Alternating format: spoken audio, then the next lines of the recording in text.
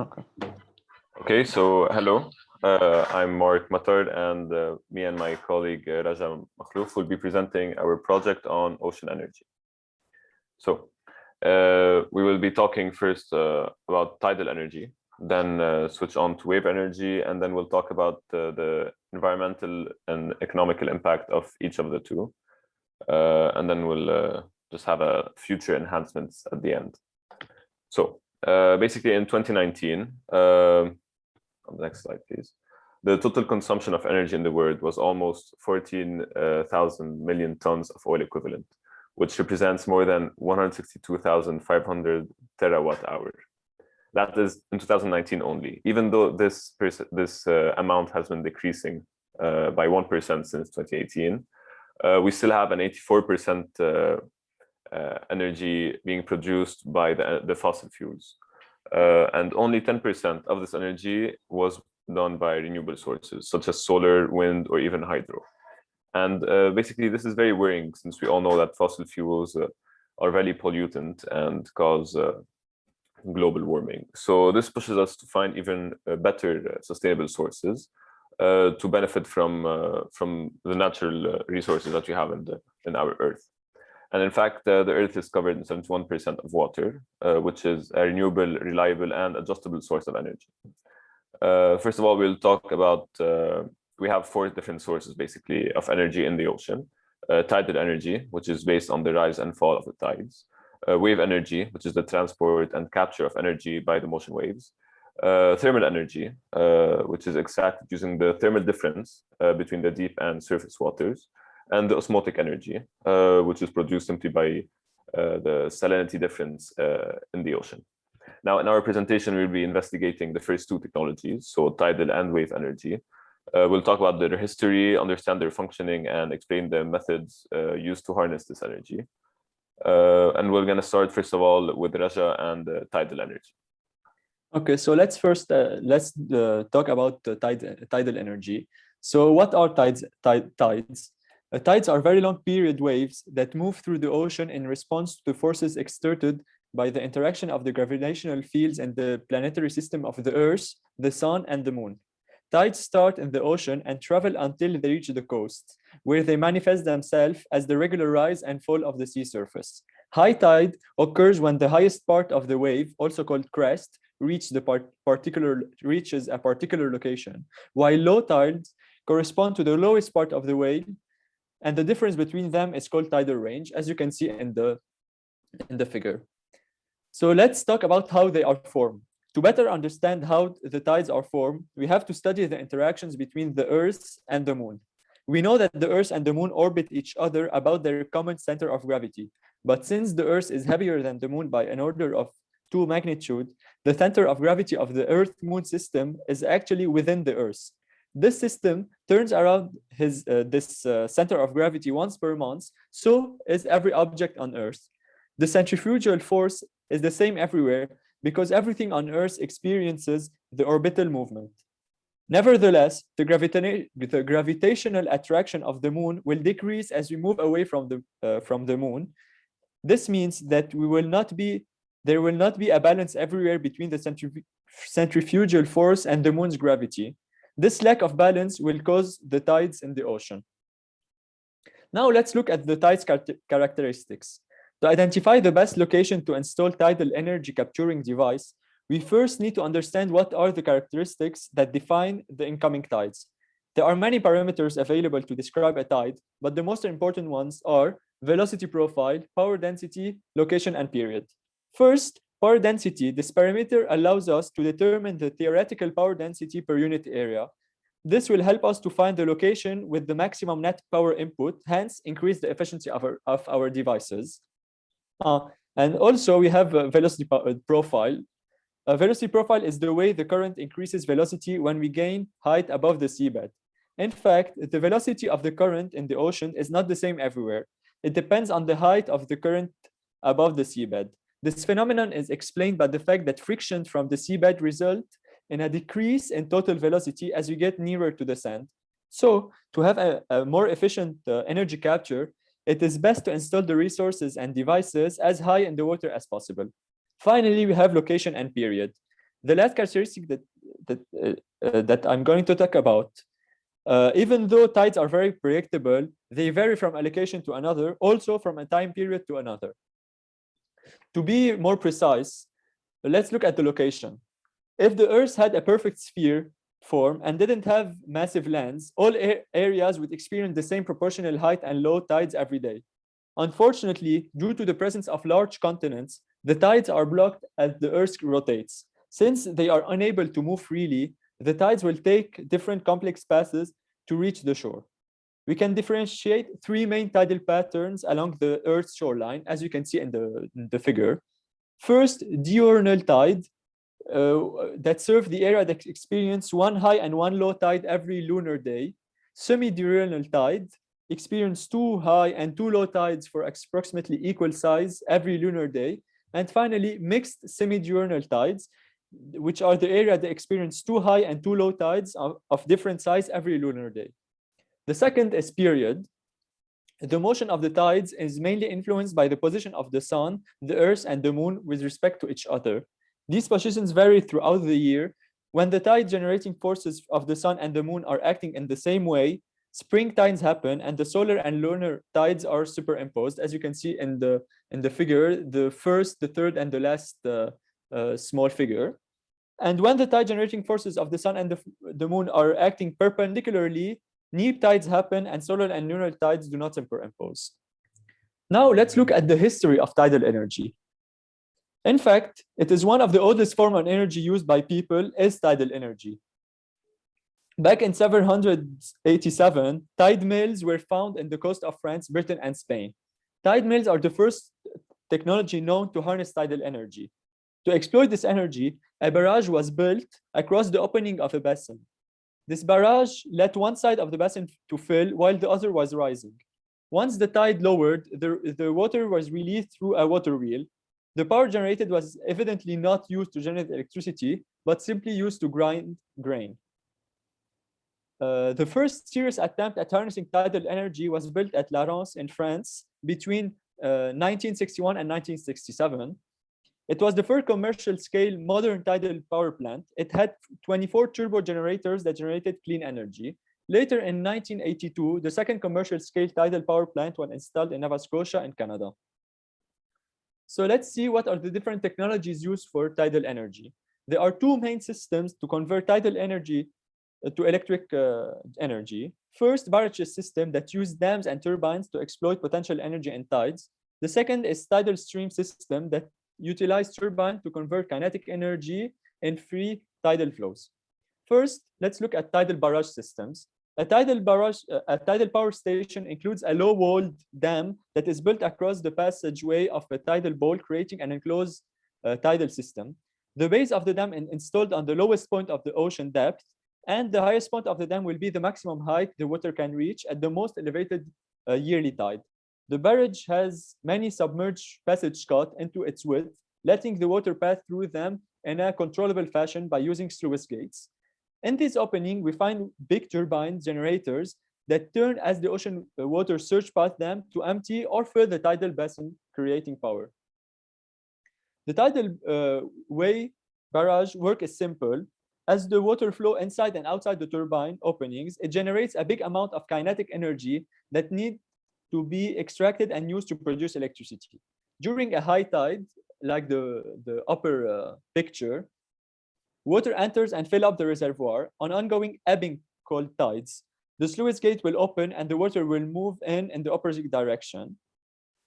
It's the opposite for the low tide barrage systems. There are three main tidal schemes used today. Flood generation, where the tidal power is generated when the water enters the tidal reservoir on the incoming tide. Ebb generation, tidal power is generated when the water exits the tidal reservoir. And finally, two-way generation, where the tidal power is generated when the water flows in both directions during a flood or an ebb tide. All of these schemes have similar functioning, but the two-way generation scheme is much more efficient and generate more power. The second types of system is tidal and stream system.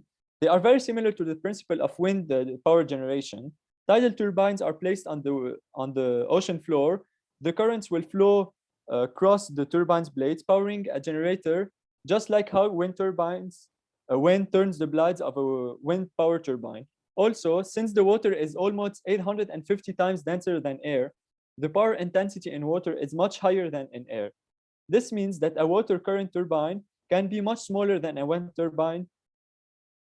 There are 5 types of technology used to generate power from tidal streams, as you can see in the slide: vertical axis turbine, oscillating hydrofoils, Venturi effect devices, tidal kites, and horizontal axis turbine. We'll start with the vertical axis turbine. Vertical axis turbine extract energy from the tides while the turbine is mounted on a vertical axis. The rotor will rotate around the axis to generate power, as you can see in the picture. These devices are suited especially for regions with large variation in tidal streams. As for oscillating hydrofoils, they can have one or more hydrofoil attached to an oscillating arm, as you can see in the figure. Now here we only have one. The lift generated by the tidal stream will cause the oscillating motion that will generate the power. This type of technology is used for shallow water environment. Next, we have tidal kites.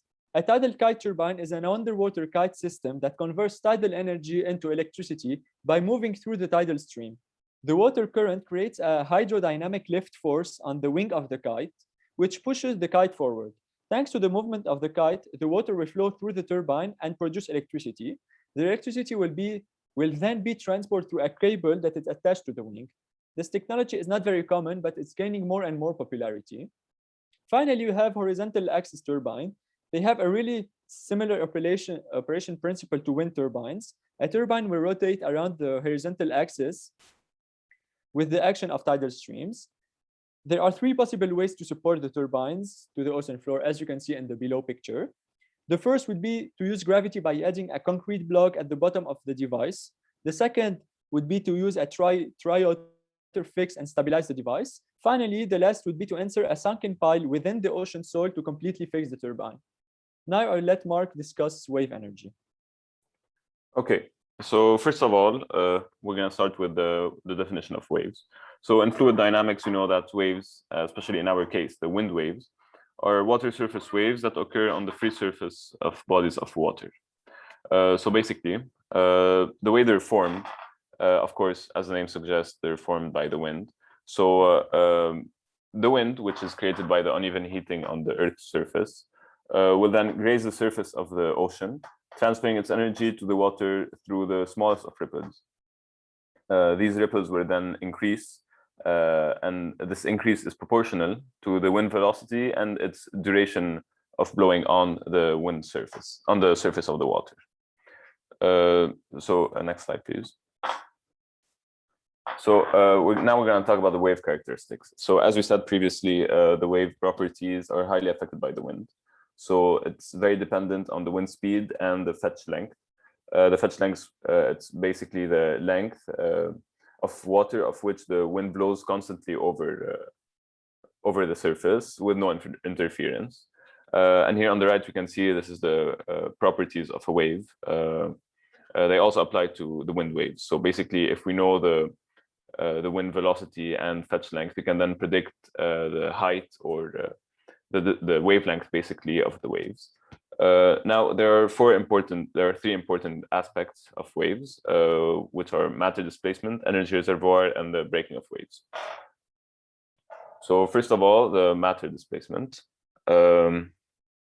Basically, there's no displacement of matter in the waves. Since an object has a specific elliptical trajectory, this trajectory is defined by the longitudinal and transverse motion of the waves. So usually an object in the water would only move vertically, but since there is the wave, the surface of the wave is in motion, this vertical motion becomes an elliptical one, basically, as we can see on the bottom right. Now, there's an important feature of the waves, is their energy reservoir aspect. Now, there's no loss in theory in an open ocean floor. So the vertical motion is stored as potential energy, and the motion of the water particle on the surface can be stored as kinetic energy. Then we have the breaking of waves. Now, the breaking of the waves happens when the waves come closer to the shore. They start dragging on the ocean floor, as you can see on the picture. which creates a huge difference in speed along the waves, and it makes them tip over and crash on the shore.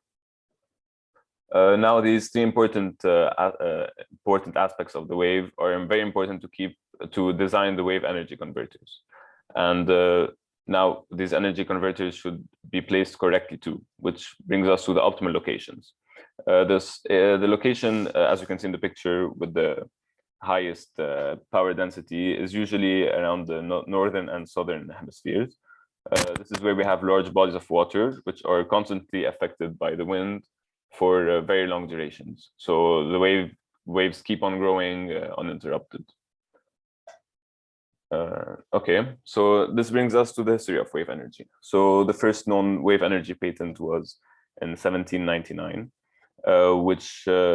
where an engineer and his son first introduced the thought or the idea of using the ocean as a source of energy.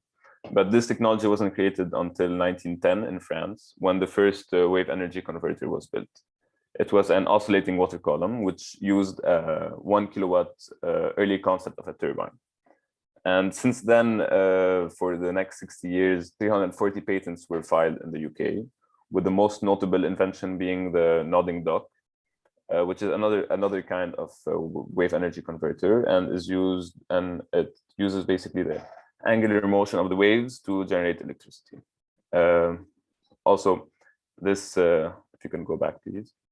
The nodding dock has also the capability of calming the sea at a 90% efficiency, and it could harvest the energy of these waves at an 81% efficiency. Now, we're going to talk now about the technologies used for wave energy.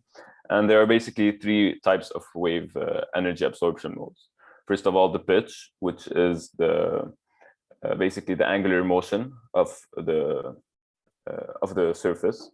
Then we have the heave, which is the vertical motion of the waves, and surge, which is the horizontal motions in the direction of propagation this time. So next, we're going to talk about the four wave energy converters. We're going to start with the oscillating water column, then wave energy module, wave capture device, and the PLEMIS wave energy converter. Now, these innovative concepts are all use different energy absorption methods, and we're going to start with the OWC. Now, this is the most important or most popular wave energy converter. It's based on the heave absorption method, and the way it works is that the waves crashing on the shore or basically on the water column. So this could be built on the shore or in free water, in open water. The wave would then fill the water column, which compressed the air trapped inside, and power the Wells turbine, which is built on top. Now, there's an important aspect of this Wells turbine since it works in both directions. So no matter the wave compression or expansion in the turbine, we will have energy generated and stored in the batteries in the oscillating wave water column. Next, we're going to talk about the water wave module. Now, this one is based on the pitch and heave absorption modes. So basically, the way it's built, we have two parallel plates, one floating and the other one submerged in the water. Now, this configuration helps in having a reactor plane and a moving plane. So the relative motion between these two planes will generate electricity thanks to the hydraulics, which will pump hydraulic fluid into the generators and generating energy. Now, this water wave module is built with circular platforms. So these circular platforms help the whole module move in any direction, no matter the wave direction, basically. Next, we'll be talking about the wave capture device. So the most notable one is the Wave Dragon. Now, this is a very big structure, and it goes even to 200 meters in length and 70 in width. And it's based on the heave and surge absorption mode. So basically the vertical and horizontal movement of the waves. So on both sides, you can see there's a ramp, and this ramp helps the water flow over the whole device. The water which is stored in the reservoir is then ejected through the bottom using a turbine in the middle, which will then rotate using the potential energy stored in the reservoir. Now, this small difference in height from the water surface and reservoir isn't enough to generate huge amounts of energy. This is why the structure is this big, and it's one of the most expensive structures basically to build. Next, we'll be talking about the Pelamis wave energy converter. So this one is different from the others. It's it basically uses the pitch and surge. So the horizontal motion and the angular difference of the waves. So as we can see, it's divided in a few segments. And at each segment, we have hydraulic motors at the joints that will then react to the movement of the incoming waves, creating the whole structure and actuating the hydraulic pumps in the joints. It will then generate electricity, of course, through cables along the seafloor. And this method has already been, we had plans of using this method to create huge farms in the Sea of Portugal in 2029. Now, next we'll be talking about the environmental and economical impact of tidal waves and waves later on. Okay, so tidal stream systems are much more popular than tidal barrage system since they are much smaller, easier to install, and more practical. In fact, tidal barrages are huge, complex to build, and require a lot of space and money. Also, they have much more negative environmental impacts than stream systems. For example, a barrage system can have a negative effect on the natural habitat structure. In fact, the installation of a tidal barrage will lead to a decrease in intertidal habitats up to 60%. They have a negative impact on the water quality. It is believed that tidal barrages will increase the level of algae and suspended sediment in the water. It also affects the biodiversity. Although there are no final answers on whether or not tidal barrages will cause a loss in species living around the structure. However, it surely plays an impact in the biodiversity of the region, whether it is a loss, a gain, or even a change in species. Finally, it affects fish and increase fish mortality. And there are two ways that tidal barrages can harm fishes and aquatic species: directly through injury or death by blade strikes or water currents, or indirectly by loss of damages of the habitat, which may be an important factor for feeding or breeding. But despite also the main negative impact of stream system is that the installation of a tidal turbine can cause noise pollution, especially for the aquatic species and the species living next to it. This is mainly the only negative impact of tidal stream systems. On the other side, tidal energy technologies are also beneficial for the environment, since it is a renewable energy, very reliable and predictable. Also, every kilowatt hour generated by tidal energy save around 1 kilogram of CO2 compared to power generated by diesel.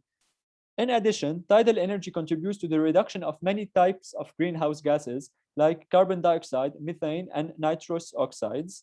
Since we do not need to combust fossil fuel to produce energy, this type of gases won't be emitted. Finally, tidal energy has no air emission, such as soot or fine particles, very dangerous for the human being. Since tidal energy is still a relatively new technology in terms of actual implementation of devices, the total cost is still not established. But one thing is sure, tidal barrages are much more costly than tidal turbines, since they are much more bigger in installation and maintenance cost. A close estimate for tidal energy would be that installation costs at the shoreline would be equal to $6,730 per kilowatt, and the installation costs of near-shore devices would be $8,130 dollars per kilowatt. As you can see in the figure in the slide, the cost of tidal energy, we can divide it into these components. The big one is mechanical and electrical components that take around 30% of the total cost. Material and structure take 20% of the total cost. Also, setting, environmental monitoring, and permitting also takes about 20% of the total cost. Also, we can see that the foundations of such technologies would take at 15% of the total cost. Also, the installation and decommissioning will represent 10% of the cost. And finally, the transmission and grid connection would take about 5% of the total cost. Having said that, it is important to remember that it is still new and developing technology. Even though it can be expensive to install, it is an alternative to study seriously since it provides infinite renewable energy and can become a replacement to fossil fuel. Now let's talk about the future enhancement that can upgrade this technology. To become a new preferred renewable energy, tidal energy must work on the following issues in order to beat the likes of solar or wind energy. First, it is an intermittent energy source. In fact, it can provide energy for around 10 hours per day. And these hours do not always coincide with the high demand periods. Tidal energy can become reliable only if it has an effective energy storage solution. Two, it requires a long gestation time. Tidal energy plants need a lot of time to be able to start producing energy. Considering the cost of maintenance and installation, it can be unsustainable. Also, it lacks standardized experts to provide initial concept appraisal. And as I said earlier, it needs more development and more investments to overcome these issues. And now I'll let Mark talk about the environmental and the economic impacts of wave energy. Okay, so to start off, we're going to talk about the impact on the atmosphere. So the wave energy converters are structures, static structures mostly, placed in a fluctuating environment. So usually there's no atmospheric pollutants produced during operation. So it only works with the movement of the waves and the structure and the movement happening in the structure. Now, if you compare the wave energy plant emissions to a coal-fired plant emissions, the emissions here are just considered as the manufacturing cost and building or construction emissions. Of course, we're building a huge structure in the middle of the sea. So of course, there will be emissions during deployment of such devices, and they produce toxic pollutants. But the life cycle emissions between the two are very large, you know. So the wave energy plant emissions is very negligible compared to the other coal-fired plant, and is considered a much more sustainable solution. Next, we have the impact on marine life. Now, building such constructions in the middle of the sea can impact the seafloor and the ecosystem. Predators or sea animals who go and eat in these specific locations will have a hard time doing the same thing they did usually, because they act as barriers, and this construction can coincide with their home or their prey's home, and it could affect their life and basically their well-being now. So another positive point on marine life is that the shore marine life can repopulate the shore once construction is done, since these wave energy converters could act as artificial reefs and artificial homes ready for their repopulation. Next, we'll talk about the impact on coastal deposition and erosion. So as we know, along the years, we'll have sedimentation and uprift of sedimentation going to the shore. And the intervention in this coastal deposition has been done by humankind for several years. So these groins and jetties are actually beneficial, and we already build them along the shores to prevent damage to structures and to bridges, example. So the strategic construction of wave energy converters could be very positive to such coastal deposition. So they'll be basically controlling this sedimentation, as well as acting as coastal reefs as being built on next to the shoreline.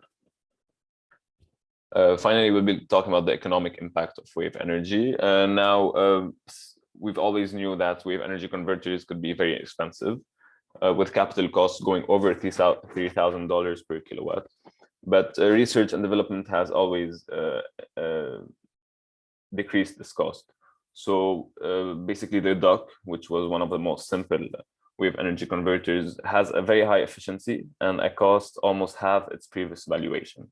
So before it had a better efficiency of 81%, as we said earlier, but with development, the cost has been shrunk drastically. the efficiency is still acceptable, even better than some plant fuel emission plants. So we have really a hopeful future for such energy. We have a comparison between the shoreline, nearshore, and offshore wave energy converters. We always knew that offshore has a larger cost because the deployment and construction are really high, but the annual output is very promising at 3,000 and 4,000 kilowatt hour per kilowatt. So next we could see here it's a comparison between the different power generating methods in the US in 2019. We have offshore wave and onshore wave being in the bottom half of the spectrum, but wave energy could still have a potential, is really hopeful in the future, as funding and research is focused there. And basically, we're not looking for the most efficient method in wave energy converters, but we're looking for a new method that could revolutionize this renewable source and have a more sustainable energy source for everyone, replacing the combustion turbine and gas oil power cycle. Now, so here we can say that future enhancement to such energy converters, since they have very limited power, since non-windy days and stormy nights could limit the power generation. We could say that dual energy converters with wind and wave could be a very good enhancement. And the large-scale wave farms could also have a very large output. And the building in non-industrialized countries could have very low deployment cost, which could benefit the capital cost of such methods. So to conclude, we can say that wave and tidal energy represent promising alternatives to fossil fuels. Even though research in the field is still ongoing, it is a growing industry that can truly revolutionize energy generation. There are still many improvements that can be applied to the previously mentioned technologies to compete or even surpass solar and wind energy machineries. In fact, the ocean holds much more energy than solar or wind power per square foot, with considerably less cost to the environment. A lot of money is being invested in research on these technologies, and future schemes look very promising. Environmental organizations put a lot of hope and faith on tidal and wave energy and are positive that these emerging technologies can be commercially viable and totally replace fossil fuel in the near future. Thank you. Okay, thank you. Can you go, please, to the beginning of the slides? Please always try to put numbers for the slides so I can follow you in an easier way. Yeah, sorry. Okay, go down with the slides, please. I will tell you when to stop. Okay.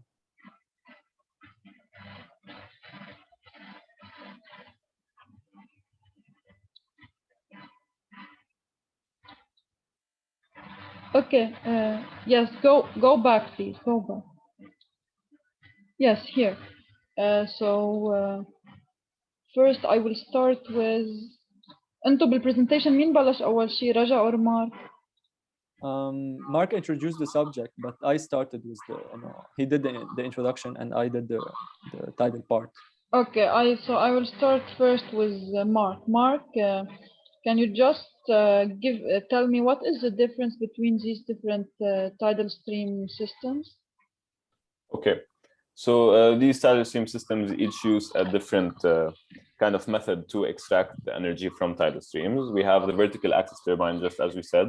It's a turbine fixed vertically, and the axis turns about this turbine. So it takes the water motion going in and out. So it will spin the turbine and just generate electricity.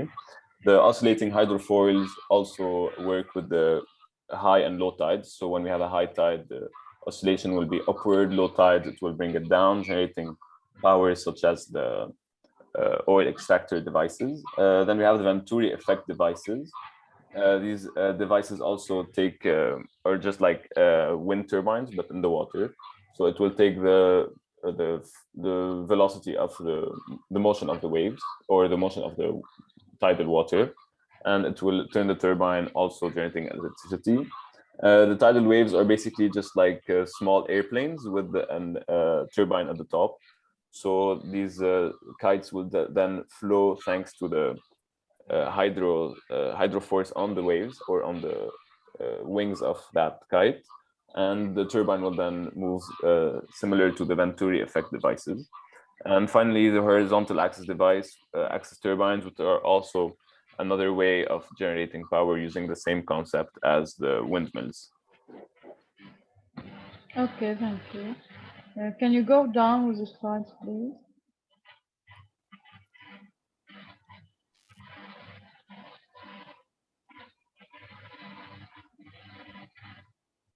Okay, can you stop at the previous slide, please? This one? No, previous one. Okay, so please, Raja, can you talk more about the wave characteristics? Okay. So as Mark said, they are defined by the wavelength also. So we know that the movement is the same between the high and the low points, and the wavelengths will correspond to the distance between the last and the newest crest, as you can see in the picture. So the wavelengths is the first characteristic. The second characteristic would be that the wind speed. So it depends. The wind will play a big role in the characteristic of the waves. The biggest the wind speed is, the biggest the wave energy will be. And also we have matter displacement. So as Mark said, the particle itself doesn't move horizontally as one may think, because the waves move horizontally, but it will move only vertically and following a ellipsoid form. So it will go up and down following the amplitude and the height of the wave without moving left and right. Also, we have energy reservoirs. So with this movement of the particle, the vertical movement of particle, this particle will absorb energy, and this energy, once it will hit a device, will give this energy back. And finally, we have the location. So as Mark said, the location is very related to the winds, and the higher the wind power, the highest the energy and the waves. So when we have, for example, in the few next slides, we have that in the northern and southern hemispheres, the winds are at the most powerful. We have the most powerful wave there. So these are the most at the wave characteristics. Okay, thank you. Thank you so much. Thank you. Do you have any more questions? No, thank you. Bye. Okay. Thank you.